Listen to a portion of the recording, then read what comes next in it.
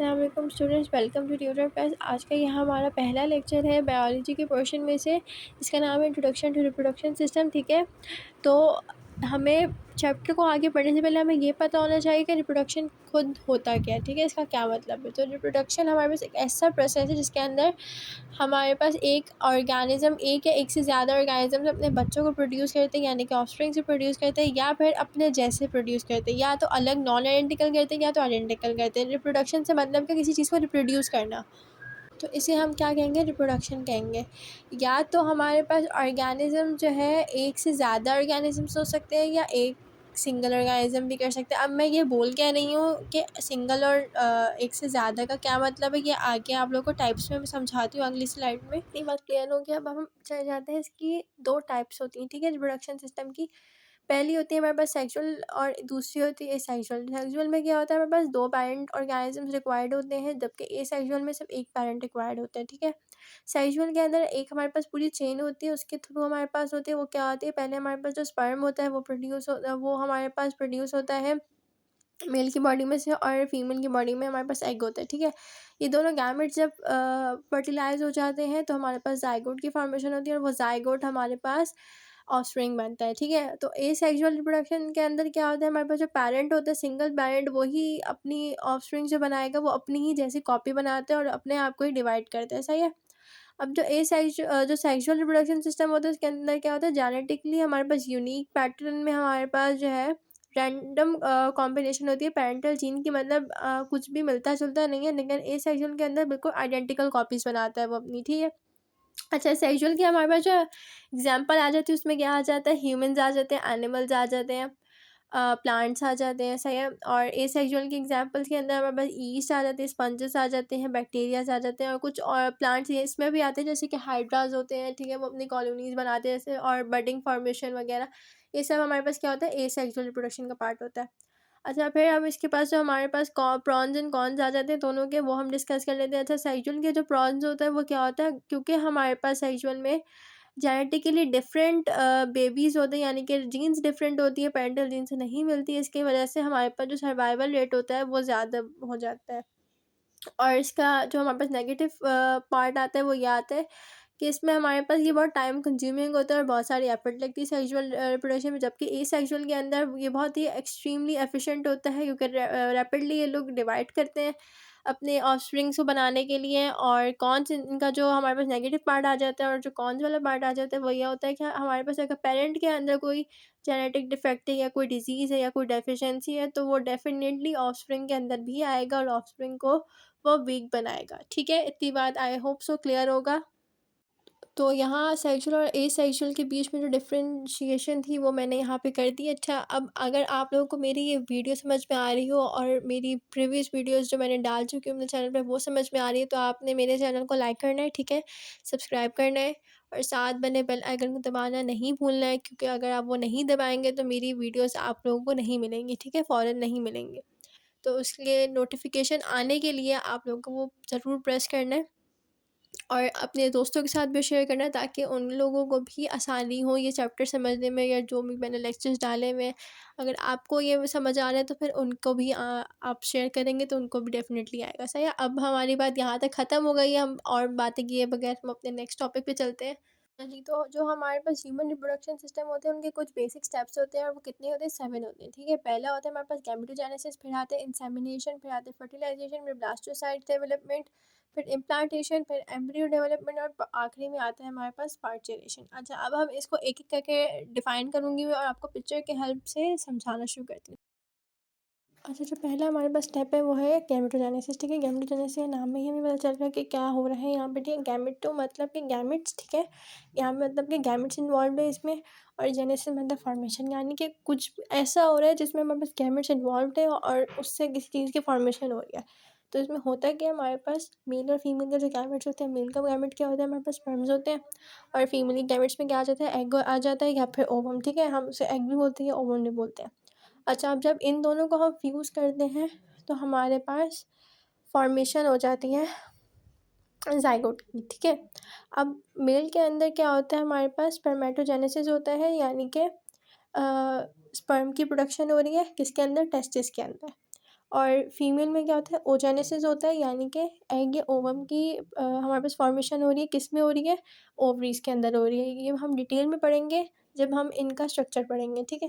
अच्छा, जो हमारा दूसरा स्टेप होता है वो होता है इंसेमिनेशन। इसके अंदर क्या होता है, हमारे पास जो स्पर्म्स होते हैं वो मेल की बॉडी से निकल के फीमेल की बॉडी में एंटर होते हैं, किसके थ्रू, वेजाइना के थ्रू, ठीक है, जो कि हमारे पास फीमेल के जेनिटल ट्रैक्ट होता है ड्यूरिंग इंटरकोर्स, सही है। अब मेल की बॉडी के अंदर हमारे पास एक टाइम पे मिलियंस ऑफ स्पर्म्स प्रोड्यूस हो लेते हैं, जो कि रिलीज होकर वेजाइना के थ्रू फीमेल की बॉडी में चले जाते हैं। जो थर्ड स्टेप होता है वो हमारे पास होता है फर्टिलाइजेशन। इसमें क्या होता है, हमारे पास स्पर्म्स की प्रोडक्शन के बाद और एग यानी ओवम की प्रोडक्शन के बाद जब दोनों फ्यूज़ होते हैं फीमेल की बॉडी में, ओवरीज़ के ऊपर एक होता है फेलोपियन ट्यूब, वहीं पर ये फर्टिलाइजेशन का प्रोसेस हो रहा होता है, ठीक है। जैसे ही ये प्रोसेस हो जाता है तो हमारे पास एक ज़ाइगोट बनता है। वो ज़ाइगोट क्या होता है, वो ज़ाइगोट ही बाद में जाके बेबी फॉर्म करता है, ठीक है। जो हमारे पास चौथा स्टेप है वो है ब्लास्टोसिस्ट, ठीक है। ब्लास्टोसिस्ट क्या होता है, सबसे पहले हमारे पास क्या होता है, ओवम बना, ठीक है, जो हमारे पास ओवरी से बन के निकला हमारे पास, ठीक है। फिर उसके बाद वो फर्टिलाइज हुआ फेलोपियन ट्यूब के अंदर। फिर फर्टिलाइज होने के बाद वो ज़ाइगोट बना, ठीक है। ज़ाइगोट बनने के बाद वो उसके अंदर जो उसकी सेकंड सेल स्टेज आएगी, फिर उसके बाद उसकी फोर्थ सेल स्टेज आएगी, फिर उसके बाद उसकी 8 सेल स्टेज आएगी, यानी कि 8 सेल्स मिल जाएंगे उसमें। फिर 72 आवर्स बाद वो मोरोला बन जाएगा। मोरोला से हमारे पास ब्लास्टोसिस्ट बनेगा, जो कि 4 दिन बाद बनता है। अब हम ये ब्लास्टोसिस्ट की डेवलपमेंट को डिटेल में आगे समझ लेते हैं कि ये किस तरह होता है और इसके कितने पार्ट्स होते हैं, ये सब हम अपनी आगे की स्लाइड में समझते हैं।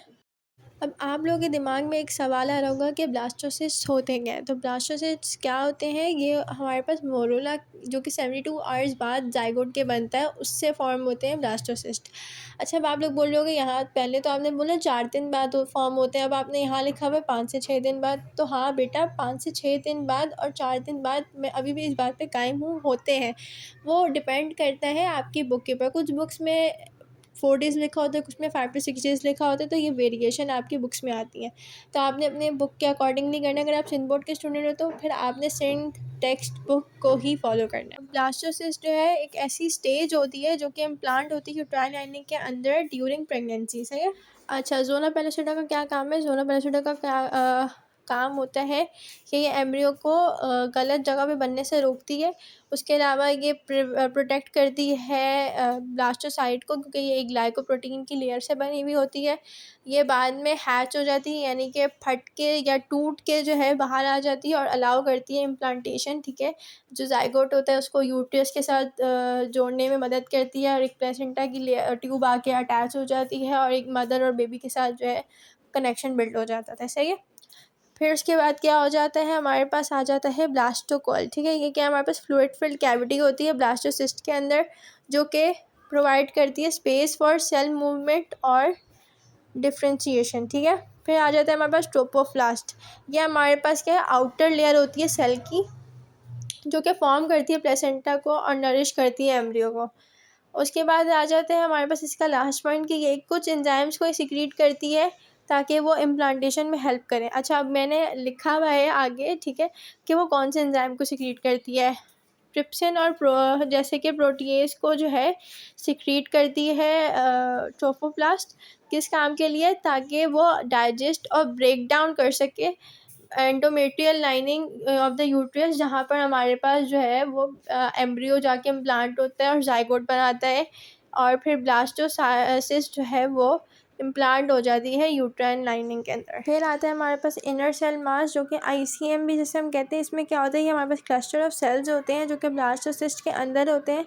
ये डेवलप करता है एम्ब्रियो को प्रॉपरली, एम्ब्रियो यानी कि बेबी, ठीक है। फिर होते हैं हमारे पास जो ये सेल्स होते हैं, ये प्लूरिपोटेंट स्टेम सेल्स होते हैं। अच्छा, और वो क्या होते हैं प्लूरिपोटेंट स्टेम सेल्स, वो हमारे पास वो सेल्स होते हैं जो किसी भी 3 प्राइमरी जर्म सेल्स के अंदर जो है डेवलप हो सकते हैं, जैसे कि एक्टोडर्म, मीज़ोडर्म और एंडोडर्म, ठीक है। ये 3 हमारे पास प्राइमरी जर्म सेल्स होते हैं। अच्छा, फिर आ जाता है हमारे पास प्रोसेस ऑफ ब्लास्टोसिस्ट फॉर्मेशन। इसमें क्या होता है, सबसे पहले हमारे पास फर्टिलाइजेशन होती है स्पर्म और एग की, और जो कि बना लेते हैं जाइगोट, ठीक है। फिर हमारे पास एक क्लीवेज होता है जिसके अंदर हमारे पास जाइगोट जो है वो डिवाइड होता है माइटोसिस के थ्रू स्मॉल सेल्स के अंदर, जिसे हम ब्लास्टोमेयर्स भी कहते हैं, सही है। फिर हमारे पास आ जाता है मोरोला की स्टेज, जो कि डे 3 टू डे 4 और चलती ये है। हमारे पास सारा ओवरव्यू है हमारे पास प्रोसेस का, ठीक है। आप ये एक दफ़ा पढ़ लो, आप लोगों को समझ में आ जाएगा। ये सारा वही है जो मैंने अभी पीछे समझाया कि किस तरह हमारे पास इम्प्लांटेशन होती है, किस तरह हैच होता है हमारे पास ब्लास्टोसिस्ट, ठीक है, और ज़ोना पेलोसिटा किस तरह से यूट्राइन वॉल के साथ अटैच होती है, किस तरह हमारे पास जो फ्लूइड होता है वो एक्यूमुलेट होता है, ये सब कुछ वही सब लिखा हुआ है। तो आपने ये सब पढ़ लेना है अच्छे से। फिर हमारे पास आ जाता है 5वां पॉइंट जो आता है वो हमारे पास आ जाता है इम्प्लांटेशन। इम्प्लांटेशन क्या होती है? इसमें हमारे पास जो ब्लास्टोसिस्ट है वो अटैच होता है और एम्बेड हो जाता है यूट्राइन वॉल यानी एंडोमेट्रियम के अंदर। फिर हमारे पास जो ब्लास्टोसिस्ट है उसको न्यूट्रिशन प्रोवाइड की जाती है और सपोर्ट मिलती है किसके थ्रू? मदर की बॉडी के थ्रू, ठीक है। एम्ब्री फिर उसके बाद हमारे पास जो छठा पॉइंट है वो है हमारे पास एम्ब्रियो डेवलपमेंट। एम्ब्रियो डेवलपमेंट में क्या होता है? हमारे ब्लास्टोसिस्ट है वो एम्ब्रियो के अंदर डेवलप हो जाता है और एक प्लेसेंटा की ट्यूब है वो हमारे पास फॉर्म होती है जो कि न्यूट्रिएंट्स प्रोवाइड करती है एम्ब्रियो को और उसके वेस्ट एक्सचेंज के लिए, ठीक है। जो वेस्ट मटेरियल है वो उसी प्लेसेंटा के थ्रू ही बाहर निकलते हैं और उसी प्लेसेंटा के थ्रू ही अंदर आते हैं मदर की बॉडी से, ठीक है। फिर जो हमारे पास 7th आता है वो आता है पार्चुरेशन, ठीक है। ये हमारे पास प्रोसेस होता है चाइल्ड बर्थ का। इसके अंदर क्या होता है? हमारे पास यूट्राइन वॉल की कॉन्ट्रैक्शन शुरू हो जाती है जिसके थ्रू हमारे पास जब बेबी जब डेवलप हो जाता है पूरी तरीके से तो वो यूट्राइन वॉल से वेजाइना के थ्रू बाहर निकलना शुरू हो जाता है, ठीक है। इस प्रोसेस को हम डिलीवरी भी कह सकते हैं। जो हमने सुना है कि डिलीवरी ऑफ अ बेबी हो रही होती है वो यही होती है, पार्चुरेशन ही होती है। अच्छा, इसके हमारे पास 3 स्टेजेस होती है डायलेशन, एक एक्सपल्जन होती है, एक प्लेसेंटा डिलीवरी होती है। तो जो डायलेशन होती है उसके अंदर क्या होता है? हमारे पास सर्विक्स जो है during delivery of a baby, ठीक है। हमारे पास जो सर्विक्स होता है वो ओपन हो जाता है जिसकी वजह से हमारे पास जो है वो डिलीवरी आराम से हो सकती है, ठीक है। Baby after uterine contraction baby जो है बाहर आना शुरू हो जाता है यूट्रस से। सर्विक्स का मुंह खुलता है और फिर वो वजाइना से बाहर आता है, ठीक है। तो एक्सपल्जन हमारे पास होता है बर्थ ऑफ अ बेबी, ठीक है। और प्लेसेंटा डिलीवरी होता है हमारे पास आफ्टर डिलीवरी, जो हमारे पास मदर की बॉडी से प्लेसेंटा को हम निकालते हैं और बेबी की बॉडी से प्लेसेंटा को जो हम डीअटैच करते हैं हो जाती है हमारे पास प्लेसेंटा डिलीवरी, ठीक है। That's all for today's lecture. यहाँ पर हमारा लेक्चर ख़त्म होता है।